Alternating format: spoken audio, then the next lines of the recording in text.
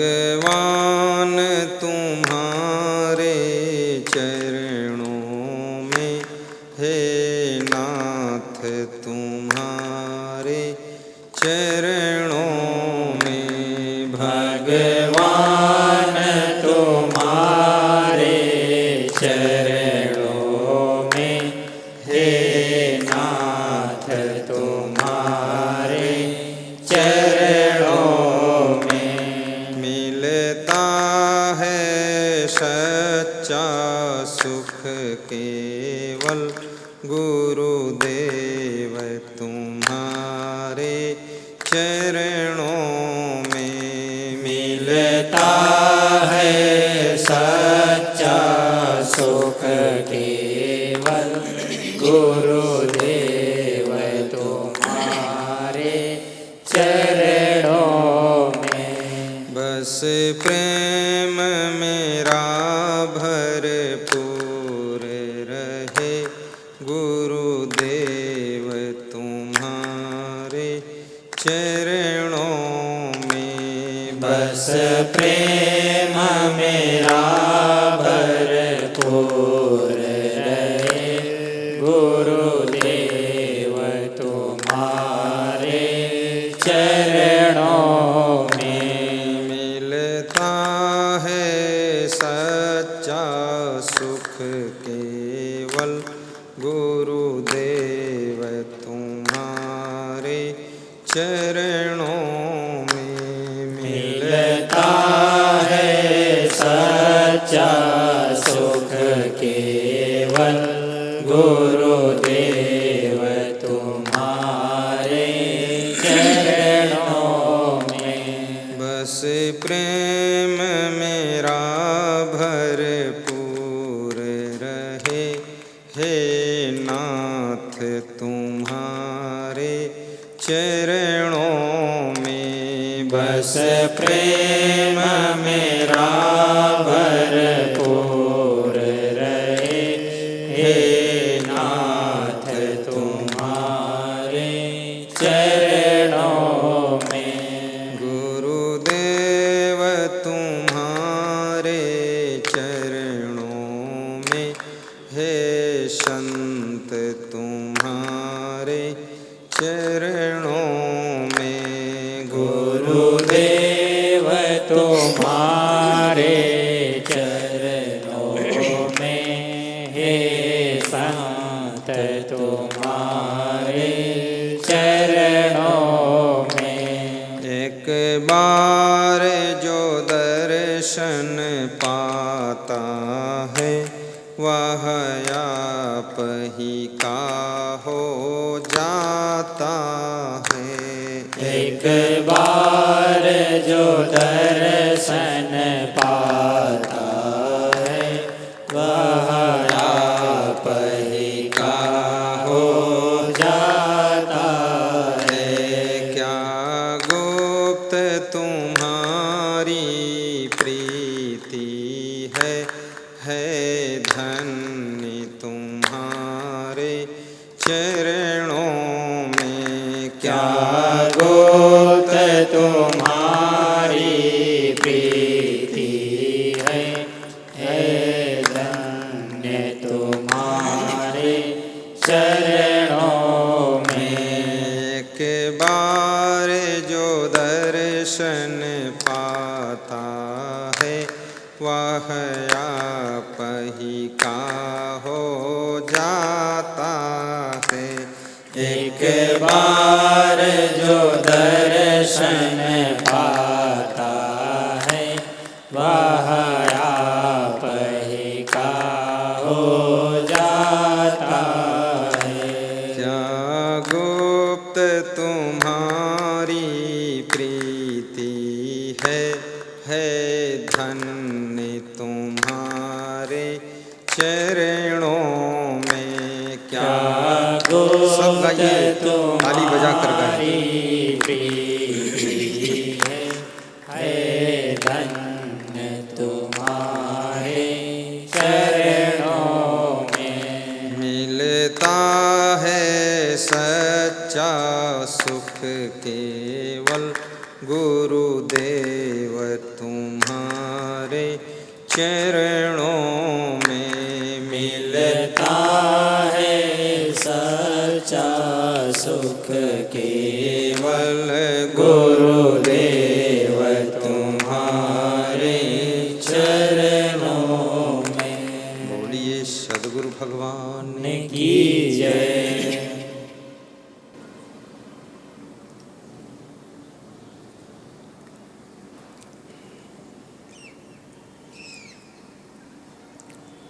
प्रातः स्मरणीय परम पूज्य सद्गुरु श्री क्षमादेव जी के पावन चरणों का आशीष लेकर भारत देश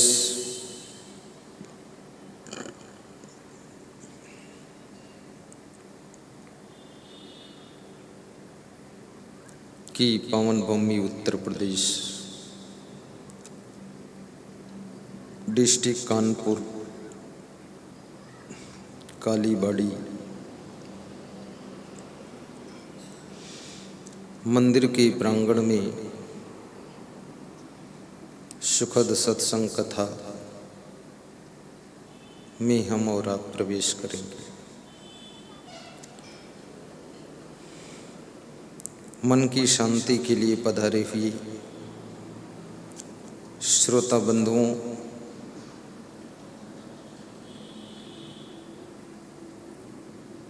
घर घर की शोभा बढ़ाने वाली माताओं बहनों तथा मेरे प्रिय आत्मन बच्चों,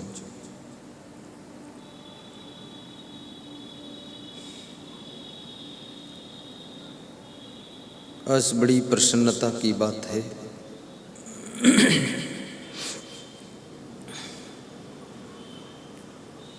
कानपुर में गंगा के किनारे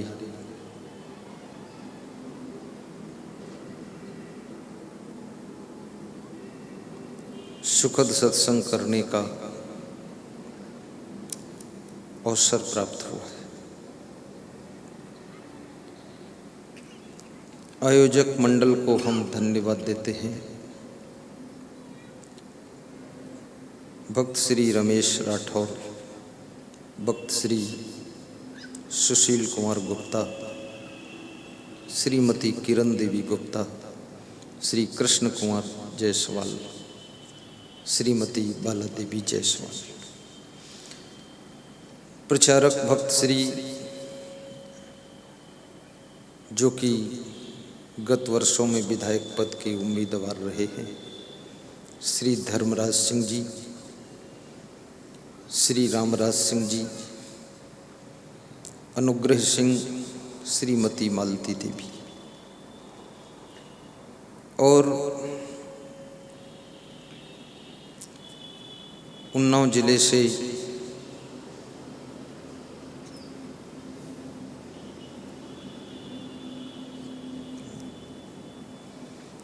बहुत से वक्त पधारे हुए हैं। आपके बीच में 3 प्रश्न करूंगा और तीनों के उत्तर क्रमशः दूंगा। पहला प्रश्न, रामचरितमानस में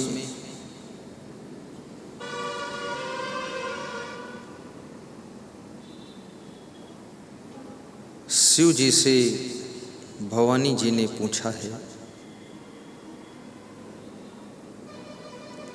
कि राक्षस के लक्षण क्या होते हैं, राक्षसों की पहचान क्या होती है।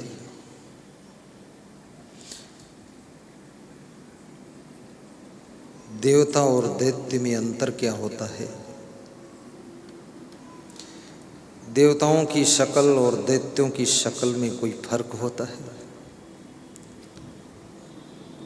शिव जी कहते हैं पार्वती, शक्ल में फर्क नहीं होता है, अकल में फर्क होता है। चेहरे में फर्क नहीं होता है, चरित्र में फर्क होता है। हाथों में फर्क नहीं होता है, हाथ से किए गए कर्मों में फर्क होता है। पैरों में फर्क नहीं होता है, पैर किस राह पर चलते हैं, उनके चलने की राह में फर्क होता है। उनके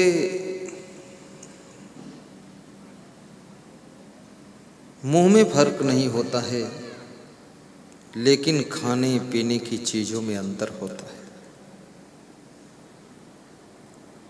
वे कौन हैं? शिव जी पार्वती जी से कहते हैं, ऐसे कठिन प्रश्न क्यों पूछती हो, और तुमको इन सब की क्या जरूरत है। शिव और पार्वती के बीच में प्रायः संवाद चलता रहता था। वे पति पत्नी बैठ करके कुछ ज्ञान चर्चा करते रहते थे, लेकिन इस कलयुग में कोई बिरले पति पत्नी होंगे जो बैठकर ज्ञान चर्चा करते हो, क्योंकि अज्ञान इतना बृहद हो चुका है, उसी की चर्चा से फुर्सत नहीं। और माया का प्रभाव इतना विशेष है कि थोड़ा समय मिलता था, वो समय भी प्रपंच में चला जाता है। ज्ञान की चर्चा करने का, कभी पति खाली है तो पत्नी खाली नहीं, थोड़ा पत्नी खाली हुई तो पति नहीं, सब बिजी बहुत है। एक स्त्री कह रही थी कि मैं जब खाली होती हूँ तो इच्छा होती है शिव पार्वती की तरह कोई प्रश्नोत्तर करूं, संवाद करूं। तो संवाद के लिए बैठती हूँ तो पति से विवाद हो जाता है। संवाद तो होता ही नहीं।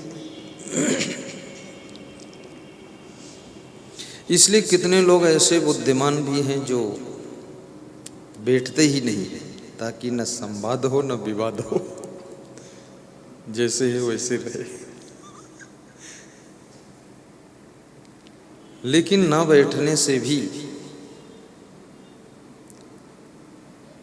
अंदर अंदर गुब्बार इकट्ठा होता रहता है, गठान बनती रहती है, और फिर 2-4 साल में अचानक बड़ा विस्फोट होता है।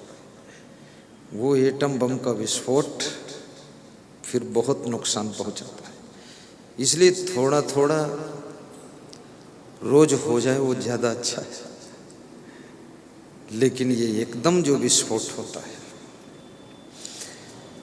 और यदि लोग थोड़ा स्वाध्याय करें, स्वाध्याय किसे कहते हैं?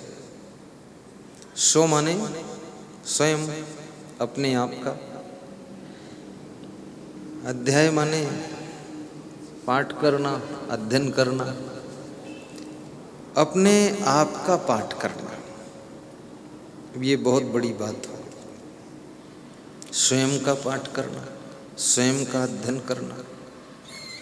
जिसको एक शब्द में कहें तो कहते हैं आत्मावलोकन करना। आत्मावलोकन जो व्यक्ति करना सीख जाता है, स्वाध्याय करते करते, जब तुम कोई ज्ञान के शब्दों को पढ़ते हो तो अंदर अंदर आपको मन में एहसास होता है कि हमें कहाँ कहाँ करेक्शन करना है अपनी लाइफ में। और वो एहसास, वो फीलिंग आपको चुपचाप डायरेक्शन देती है। उस डायरेक्शन पर आप एक्शन करते हैं, और एक्शन करके आप सुख शांति का सिलेक्शन करते हैं, और अपने जीवन में अच्छे अच्छे गुणों का कलेक्शन करते हैं।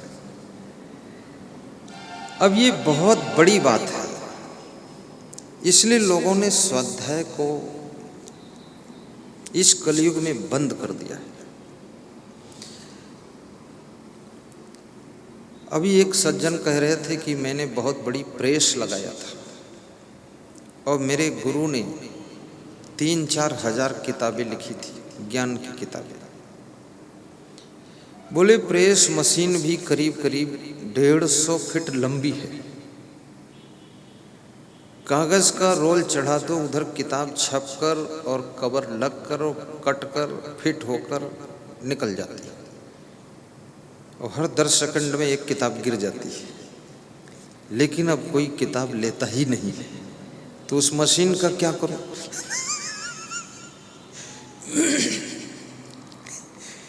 बोले पुरानी भी इतनी छपी हुई रखी है कि वो भी सब कागज सड़ रहा है। तुमने कहा फ्री बांट दो। बोले तो उसमें जो लागत है वो कहाँ वापस लौटेगी? तो हमने कहा सड़ने से भी नहीं लौटेगी। कम से कम कमरा खाली हो जाएगा, तो किराए से दे दो तो कुछ लागत आ जाएगी। ये सब भरने से कोई फायदा नहीं। स्वाध्याय धीरे धीरे कम हो गया। इसलिए बहुत से धार्मिक लोगों को देखा कि फ्री किताब बांट रहे हैं, क्या फ्री ले लो, सबको दे रहे मोटी मोटी फ्री ले जाओ। तो लोग भी बड़े मजेदार हैं। इस इंडिया में फ्री के लिए लोग कुछ भी ले सकते हैं। फ्री नाम रख दो तुम, फिर देखो यहाँ की लूट। छूट पर लूट।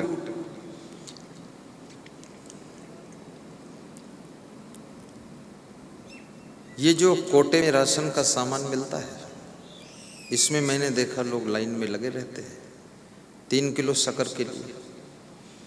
दिन भर में वो 300 रुपये कमा लेते हैं और दिन भर वहाँ लाइन में लगे, और शक्कर में रुपये बचे केवल 60-75, और उधर नुकसान हुई 300।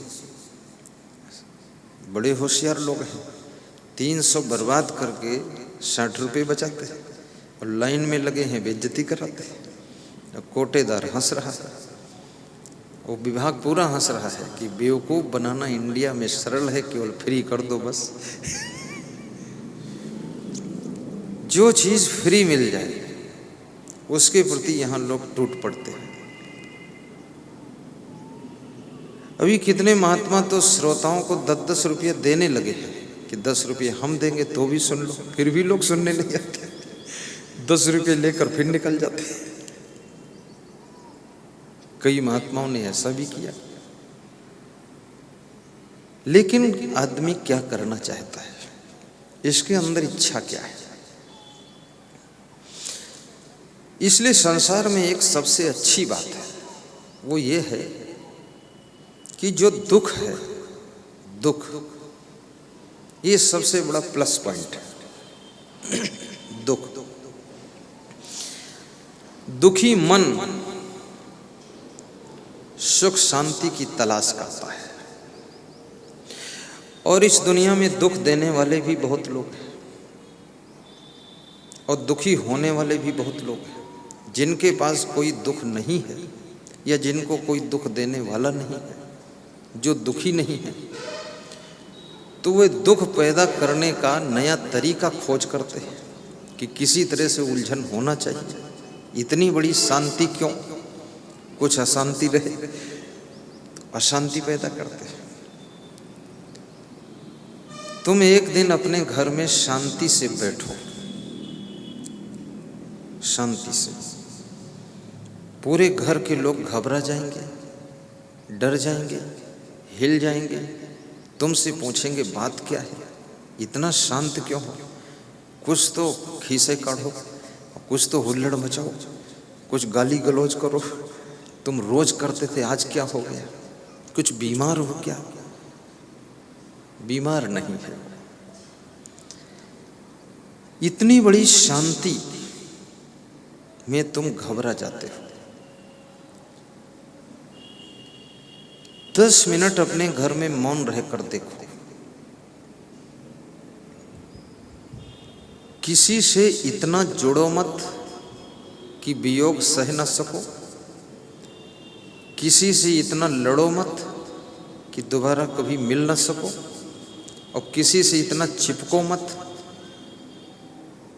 जो तुम अंदर से नोच जाओ, और किसी से इतना उलझो मत कि जिंदगी भर संग्राम चलता रहे।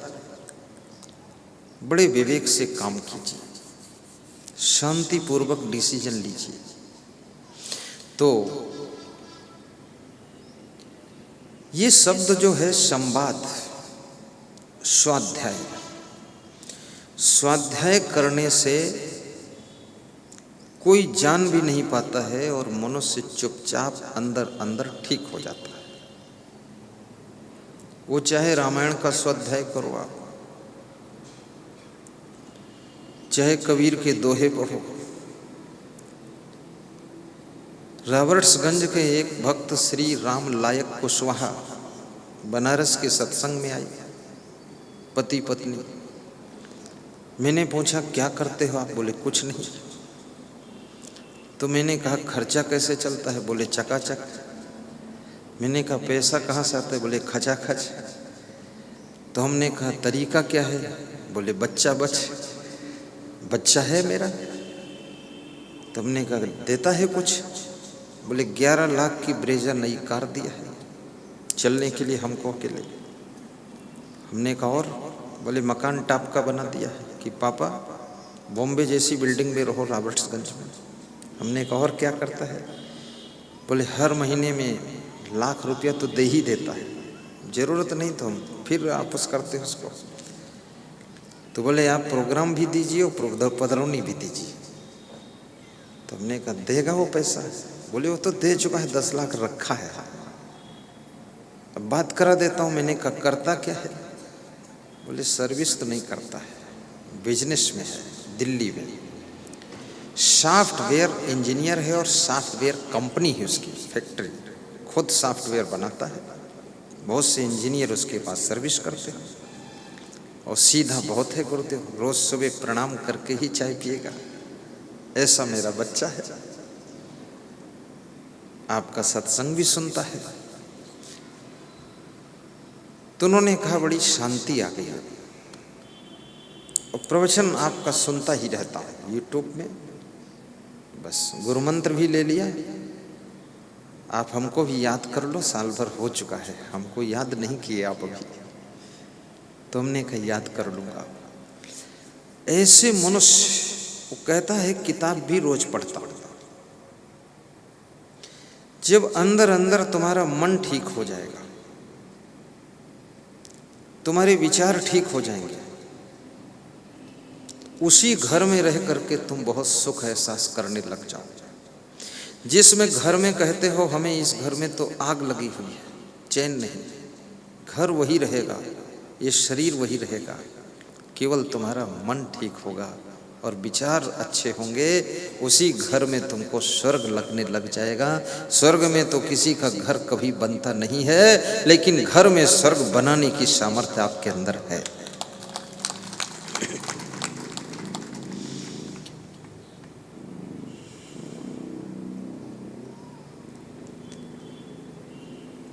दूसरी चीज,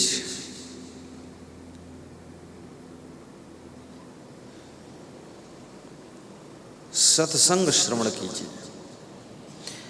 आज के युग में इतनी सुविधा है, 10 मिनट का समय मिले तो भी आप प्रवचन सुन सकते हैं यूट्यूब के माध्यम से। इसमें ऐसे कितने लोग जिन्होंने यूट्यूब में भी प्रवचन सुना है? हाथ ऊंचा करके बताओ। वेरी गुड, लगभग सभी, नीचे कर। ऐसे कितने लोग जिन्होंने टीवी में भी सुना है? टीवी में भी है। अब यूट्यूब उससे सरल हो गया है। देहात की महिलाएं यूट्यूब समझती नहीं, वो समझती साइकिल का ट्यूब। वो कैसे प्रवचन सुनाएगा?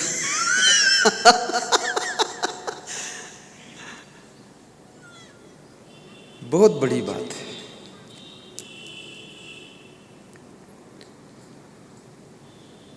थोड़ा समय शरीर के लिए निकालिए, थोड़ा मन के लिए निकालिए, थोड़ा आत्मा के लिए निकालिए और थोड़ा इस समाज के लिए भी निकालिए। ज़्यादा समय बिजनेस के लिए भी निकालिए, थोड़ा सत्संग के लिए भी निकालिए। टाइम टेबल की सेटिंग कीजिए। एक प्रधानमंत्री भी अगर वो टाइम टेबल की सेटिंग ना करे तो न तो भोजन कर पाएगा, न सो पाएगा। कितने मिनिस्टर सो नहीं पाते, कितने विधायक सोते ही नहीं, आंखें सब फूल जाती है, दिमाग डिस्टर्ब होता है, चिड़चिड़ापन आता है। अच्छी तरह से जागने के लिए अच्छी तरह से सोना जरूरी है, और अच्छी तरह से खाने के लिए अच्छी तरह पचना जरूरी है, और अच्छी तरह से पचाने के लिए अच्छी तरह से भूख लगना जरूरी है, और अच्छी तरह से भूख लगने के लिए अच्छी तरह से मेहनत करना जरूरी है, तभी अच्छी तरह भूख लगेगी। यदि आपके पास काम कम है तो कभी कभी भोजन मत किया करो, केवल सुबह फल खाया करो और एक गिलास दूध पी लो, बस शाम को भोजन कर लेना। कभी कभी छुट्टी कर दो, थोड़ा पेट का भारीपन कम हो जाए। ऐसा जरूरी नहीं कि रोज खाएं ही, भूख कम है मत खाइए, खूब लगने दीजिए, और भूख लगती है तो थोड़ा जरूर खाइए। तो शरीर को स्वस्थ रखने के लिए भी समय दीजिए, इसको थोड़ा ठीक से आराम भी करा दीजिए।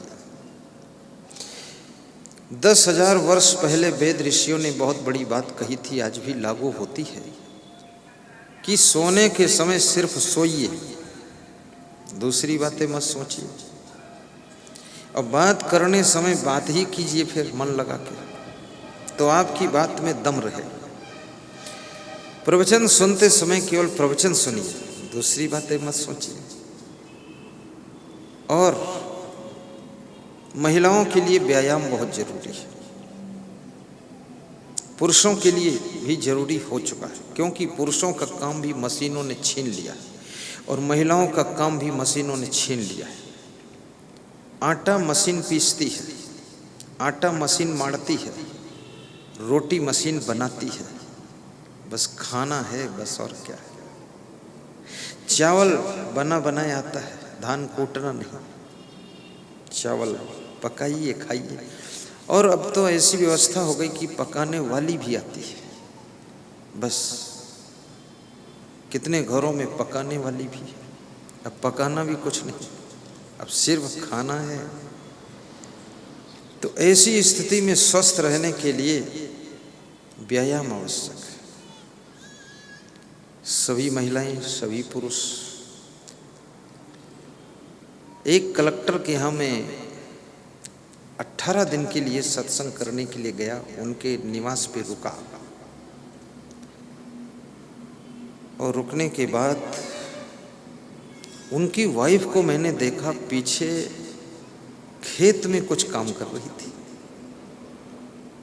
तो मैं तो उधर गया नहीं, पर उनको बड़ी खुशी थी। उन्होंने कहा कि गुरुजी जरा खेत देख लो आप, पीछे खेत था। तो हमने कहा उसमें क्या देखें, हम तो आश्रम का खेत नहीं देख पाए अभी तक। तो बोले मैंने 1 एकड़ चना बोया है, उस चने के खेत की घास हमने अकेले नोच कर साफ किया है। रोज डॉक्टर बीपी नापता था, कोई डॉक्टर बोलता था कोलेस्ट्रॉल है, और कोई बोलता था भयंकर बीमारी आने वाली है, उसका अल्टीमेटम बच चुका है, कोई बोलता था ब्रेन हेमरेज हो सकता है। तो मैंने सोचा इतना रोग कहाँ से आ गया, अभी छोटी उम्र और कलेक्टर की पत्नी बनी, ये क्या हो गया। तो मेरी एक सहेली थी आंध्र प्रदेश में, उसने बताया थोड़ा मोटा काम कर दिया करो, बीपी सब ठीक हो जाएगा। तो मैंने चने के खेत में घास नोचा है, चना बहुत अच्छा है। थोड़ा गमले अपने घर में लगाइए, उनमें फूल पौधे लगाइए, थोड़ा पानी डालिए, कभी उनकी घास निकालिए, उनके पास में टहलिए। अपनी छत के ऊपर 5 किलोमीटर तेज चाल में पैदल चल लीजिए, और घर के भी छोटे छोटे कार्यों को समेट लीजिए। व्यस्त रहिए, भोजन कम कीजिए और चिंता न कीजिए।